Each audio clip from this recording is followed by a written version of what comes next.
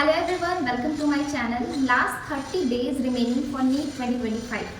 तो in last 30 days में क्या स्ट्रैटेजी होनी चाहिए, कैसे नीट को क्रैक करना है, तो इस वीडियो में डिस्कस करने वाली हूँ। साथ ही साथ मैं आपको ये बता देती हूँ कि आपका नीट यूजी एग्ज़ाम है मई 2025 में और मेरा एम्स पीजी एग्ज़ाम है 17 मई 2025 में। तो मैं जो भी स्ट्रैटेजी आपको बता रही हूँ वो मेरे नीट यूजी में जो मैंने फॉलो किया था वो, साथ ही साथ अभी मैं जो फॉलो कर रही हूँ वो बता रही हूँ। थोड़ा सा बैकग्राउंड नॉइस है, प्लीज़ इग्नोर दैट। सबसे पहले 30 डेज़ का जो स्ट्रैटेजी है उसमें पहला चीज़ ये है कि आपको पैनिक नहीं करना है। आपको ये मान लेना है कि आपने कुछ ना कुछ पहले से पढ़ाई की है। ऐसा नहीं है कि आप बिल्कुल ब्लैंक हो। ऑल्दो ये फील होता है कि यू आर ब्लैंक, कुछ भी याद नहीं है, जो पढ़ा था वो भी याद नहीं है, कैसे होगा। लेकिन अल्टीमेटली जब आप क्वेश्चन करते हो, मॉक टेस्ट देते हो, सैम्पल पेपर करते हो तो आपको सभी चीज़ें याद आ जाती। तो पहला काम आपका हो गया कि आपको पैनिक नहीं करना है। बात करते हैं स्ट्रैटेजी के बारे में। तो आपका सब्जेक्ट वाइज स्ट्रैटेजी क्या होना चाहिए, आपका टाइम मैनेजमेंट कैसा होना चाहिए, आपका स्लीप साइकिल कितना मेंटेन होना चाहिए, वो सब चीज़ों का आपको ध्यान रखना है। ऐसा नहीं है कि सिर्फ पढ़ते जाना है, पढ़ते जाना है, एंड रिजल्ट कुछ ना निकले। तो आपको पढ़ना इस वे में है कि एंड रिजल्ट आना चाहिए, आपका सिलेक्शन होना चाहिए। ये किसी को नहीं दिखाना है कि हमने तो बहुत मेहनत की बट 1-2 नंबर से रह गया। आपको दिखाना है कि आपका सिलेक्शन हो गया। तो बहुत मेहनत की, इस बात को साइड रखो और रिजल्ट पे फोकस करो कि आपको सिलेक्शन चाहिए। सिलेक्शन चाहने के लिए, तो सिलेक्शन के लिए अल्टीमेटली आपको पढ़ाई करना है और पढ़ाई आपने बहुत कर लिया है। अब आपको उन पढ़ाई को सब एक जगह पे समराइज़ करना है और वो समराइज़ होगा कैसे? रिवीजन से। Revision is the tool. तो आपको अपना जितना भी टाइम आप पढ़ रहे हो उसमें 50% ऑफ द टाइम आपको रिवीजन में देना है। अब आप रिवीजन में चैप्टर वाइज, यूनिट वाइज ऐसे करके रिवाइज तो बहुत कर चुके होंगे, लेकिन अब जो टाइम है वो ये है कि आप पेपर के फॉर्म में रिवाइज करोगे। यानी कि आप एक प्रीवियस ईयर क्वेश्चन उठाओगे, प्रीवियस ईयर पेपर पूरा, या फिर कोई एक सैम्पल पेपर लोगे, मॉक टेस्ट लोगे, उसके क्वेश्चन करोगे। तो जब उसके आप क्वेश्चन करोगे तो आपने वो सारी चीज़ें जो चैप्टर वाइज पहले पढ़ रखी है वो सब उसमें रिवाइज हो जाएंगी। तो इस तरह का रिवीजन करना है लास्ट मोमेंट पे। एंड जब मैं नीट यूजी की प्रिपरेशन कर रही थी तो मेरे कोचिंग के सर ने एक बात बोली थी कि आपको लास्ट के 1 महीने में यानी 30 डेज में 50 मॉक टेस्ट देने हैं, ठीक है। उसमें प्रीवियस ईयर के क्वेश्चन भी आ जाएंगे एंड साथ में कुछ सैम्पल पेपर या फिर कोचिंग के टेस्ट जो होते हैं वो। फुल सिलेबस होना चाहिए, ये चीज़ ध्यान रखना। अगर हाफ सिलेबस भी है तो भी चलेगा, बट हाँ यूनिट वाइज टेस्ट नहीं देना है आपको। फुल सिलेबस मॉक टेस्ट या हाफ सिलेबस मॉक टेस्ट देना है एंड 30 डेज में 50 मॉक टेस्ट देना है। मेरे सर के अकॉर्डिंग तो हर दिन 2 मॉक टेस्ट देना चाहिए था, बट 30 डेज में 60 होता, लेकिन 10 उन्होंने बफर कर दिया कि ठीक है अगर किसी दिन नहीं हो पाया तो अलग सी चीज़ है। तो जब आप सुबह उठोगे तो सबसे पहले एक ब्लैक शीट लो, उसमें आप फुल डे प्लान करो, ठीक है। अब ये हर दिन प्लान जब आप करोगे तो आपको थोड़ा मैसी लगेगा, हर दिन अलग अलग क्या क्या लिखें। तो पहले एक ओवरऑल 30 डे प्लान कर लो कि हाँ इन 30 डे में मुझे 50 मॉक टेस्ट या प्रीवियस ईयर के फुल सिलेबस टेस्ट देने हैं। तो किस दिन 2 दूंगा, किस दिन 1 दूंगा, ये एक अप्रॉक्सीमेटली करके एक जगह आप लिख लो। उसके बाद 4 वीक्स में डिवाइड करो कि इन वीक में मैं क्या क्या करने वाला हूँ। तो अगर आप वीकली भी प्लान करोगे तो आप 12 से 14 सैम्पल पेपर या मॉक टेस्ट पेपर करोगे। उसके साथ साथ आपको चैप्टर वाइज रिवीजन भी करना है, उसको भूल नहीं जाना है। और तो आपका रिवीजन सैम्पल पेपर से या मॉक पेपर से हो रहा है, लेकिन चैप्टर वाइज रिवीजन बहुत ज़रूरी है। और वो भी किस सब्जेक्ट का? फिजिक्स का। फिजिक्स में क्या होता है कि बहुत पैनिक होने लगता है जब सैम्पल पेपर करते हैं, हम प्रीवियस ईयर करते हैं और कोई क्वेश्चन नहीं आया हुआ रहता है, तो कॉन्फिडेंस अचानक से बहुत लूज हो जाता है कि अरे ये तो हुआ ही नहीं, अब हमारा सिलेक्शन कैसे होगा। तो भाई इतना घबराने की ज़रूरत नहीं है। आपने इस सैम्पल पेपर में नहीं किया है या गलती की है तो अब ये गलती आप दोहराओगे नहीं ना। इतना कम टाइम एग्जाम के लिए बचा है कि आप उस गलती को भूल नहीं सकते हो। तो एग्जाम में जब उस टाइप के क्वेश्चन आएंगे तो you can easily solve that. और उसके अलावा सिर्फ सैम्पल पेपर सॉल्व नहीं करना है। मैं अपने हर वीडियो में बोलती हूँ कि सैम्पल पेपर सॉल्व करने के बाद उसका फुल एनालिसिस करना है कि आपने कितने क्वेश्चन सही किए, कितने क्वेश्चन गलत किए, कितने आपको अच्छे से आते थे, बिल्कुल कॉन्फिडेंट हो, कौन से क्वेश्चन आपने तुक्के में सही किए हैं, कौन से सिली मिस्टेक हुए हैं। क्योंकि इस मोमेंट पे ना सिली मिस्टेक्स ऐसी मिस्टेक है जो आप अवॉइड कर सकते हो। बाकी अगर मान लो किसी का कॉन्सेप्ट नहीं क्लियर है तो थोड़ा बहुत पढ़ के क्वेश्चन भी क्लियर कर लोगे, कॉन्सेप्ट भी क्लियर कर लोगे। लेकिन अगर सिली मिस्टेक करने की आदत रह गई ना तो ये आदत मेन एग्जाम में भी नहीं जाएगी। मतलब मेनली जो क्वेश्चन होते हैं ना कि ऑल आर ट्रू एक्सेप्ट, तो इसमें हमें एक्सेप्ट वर्ड नहीं दिखाई देता, हम पहला आंसर ही टिक लगा देते हैं। तो ये चीज़ें नहीं करनी, इसी को कहते हैं सिली मिस्टेक, और ये मिस्टेक अवॉइड होती है प्रैक्टिस करने से, ठीक है। तो सिली मिस्टेक्स अवॉइड करो, क्वेश्चन पेपर करो, क्वेश्चन पेपर का एनालिसिस करो। अब बात आती है टाइम मैनेजमेंट की, तो कितना टाइम लेना चाहिए। तो मेरे हिसाब से एक फुल सिलेबस करने के लिए 5 आवर्स आपको देने चाहिए। 2.5 घंटे में आपको पेपर कर लेना है पूरा, उसके अलावा 2 घंटे आपको एनालिसिस में देना है।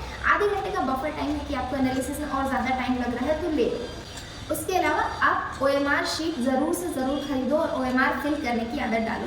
मैं हमेशा प्रैक्टिस करती थी, OMR में भर के ही करती थी, क्योंकि हम ऐसे नॉर्मली क्वेश्चन पेपर में टिक लगा लेते हैं, OMR भरने में तो बहुत टाइम लगता है ना, और OMR भरने में गलतियाँ कितनी होती हैं, कभी A का B लग जाता है, कभी ऊपर का नीचे रो हो जाता है, इस तरह की चीज़ें होती है। तो ये भी एक पार्ट ऑफ सिली मिस्टेक है, तो इसको भी अवॉइड करना है। तो all of you please take OMR sheet और OMR शीट में ही प्रैक्टिस करो। तो 50 OMR शीट या तो कहीं से ज़ेरॉक्स करा लो, या फिर अमेज़ॉन पे लिंक मिलता है, आप वो मंगा लो, ठीक है। जो भी आपको सूटेबल लगे वो कर लो। मुझे अगर लिंक मिलेगा तो मैं डिस्क्रिप्शन में डाल दूँगी।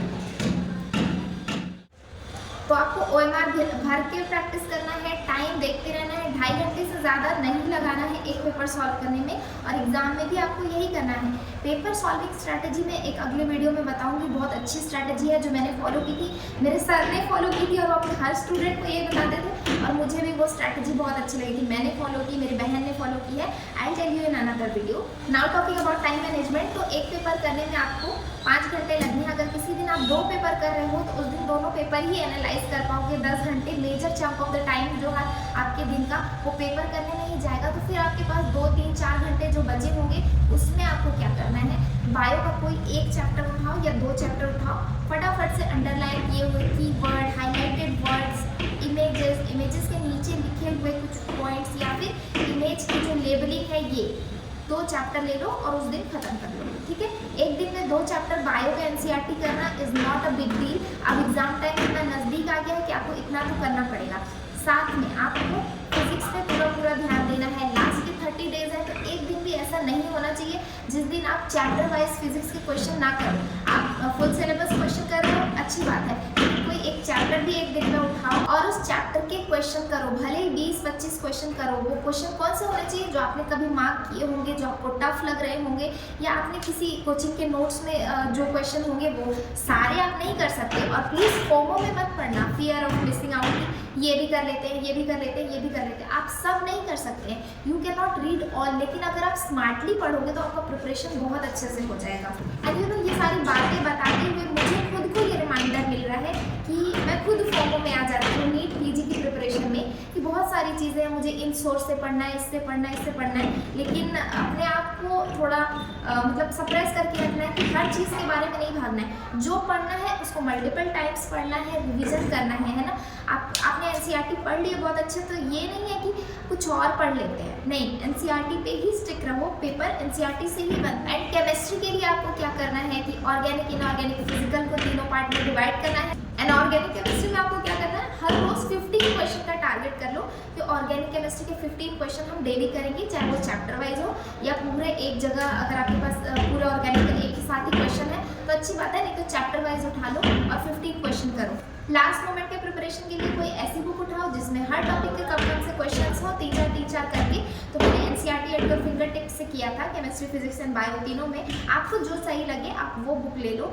एंड ऑर्गेनिक डेली 15 क्वेश्चन आपको करने हैं, इससे आपका ऑर्गेनिक का डर खत्म हो जाएगा। एंड सेम चीज़ आपको इनऑर्गेनिक के साथ करनी है, मतलब ऑर्गेनिक प्लस इनऑर्गेनिक, हर रोज 15 क्वेश्चन किसी भी चैप्टर से उठा के कर लो। और फिर जो क्वेश्चन आपने गलत किए उसको फटाफट से नोट्स में देखो, बुक्स में देखो, और वो आपको याद आने लगेगा, ठीक है। तो गलती कर रहे हो या नंबर कम आ रहा है, इस बात से अभी अपने आप को फर्क मत पड़ने दो, क्योंकि अगर आपने अभी सोच लिया ना कि हम नहीं कर पाएंगे, हमारे नंबर नहीं आ रहे हैं, तो एंड में आपके नंबर नहीं आएंगे। बट हाँ, अगर आपने अपना एटीट्यूड ये रखा कि अगर हमने अभी गलत कर लिया है तो ये गलती हम एग्ज़ाम में नहीं दोहराएंगे, हमने जो भी चीज़ें अभी नहीं आ रही है हम उसको टाइम रहते हुए सीख लेंगे, कुछ कॉन्सेप्ट्स बचे हैं उसको टाइम रहते सीख लेंगे, तो हम एग्ज़ाम में एक्सेल कर सकते हैं। अब बात करते हैं सबसे इम्पॉर्टेंट चीज़ की, वो होता है आपका न्यूट्रिशन और आपका हेल्थ, जो काफ़ी लोग इग्नोर करते हैं।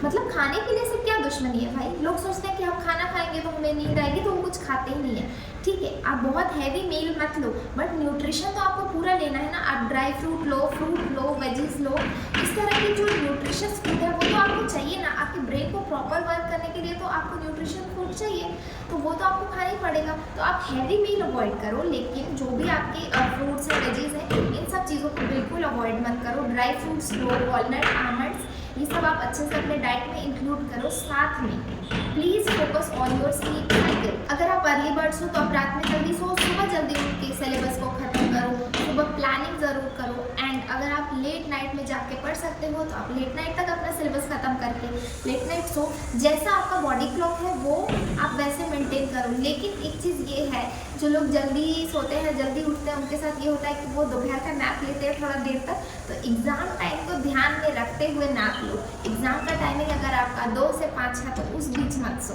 अगर आपको सोने की आदत है तो 1 बजे से 2 बजे के बीच में सो के उठ जाओ।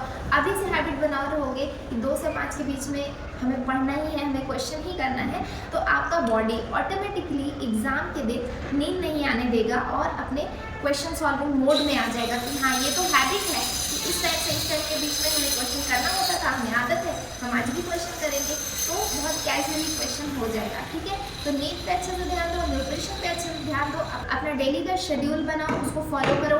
डेली 1 या 2 सैम्पल पेपर आपको करना है, साथ में उसका एनालिसिस करना है, टाइम को ध्यान में देते हुए करना है। 2.5 घंटे से ज़्यादा एक पेपर में नहीं देना है। उसके अलावा आपको हर रोज़ ऑर्गेनिक एंड इनऑर्गेनिक के लिए 15 क्वेश्चन करने हैं किसी भी चैप्टर का। ये मत देखो कि कौन सा चैप्टर हमने पढ़ा है तो उसका करें।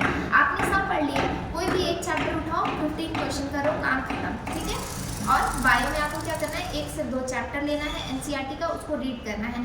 फुल रीड तो आप वैसे नहीं कर सकते जैसे हम पहले करते थे, क्योंकि कई बार आपने रीड कर लिया होगा। तो अब आपको क्या करना है, हाईलाइटेड वर्ड, अंडरलाइन वर्ड या जो स्टिकी नोट वगैरह आप लगा के रखते हो वो करना है। उसके अलावा डायग्राम्स बहुत अच्छे से फोकस करना है, डायग्राम एंड इसकी लेबलिंग। डायग्राम में कौन से पार्ट्स को क्या लेबल किया हुआ है ये भी देखना है, और उसके नीचे क्या लिखा हुआ है एक्सप्लेनेशन वो भी देखना है। ठीक है, तो मिलते हैं नेक्स्ट वीडियो में, बाय बाय।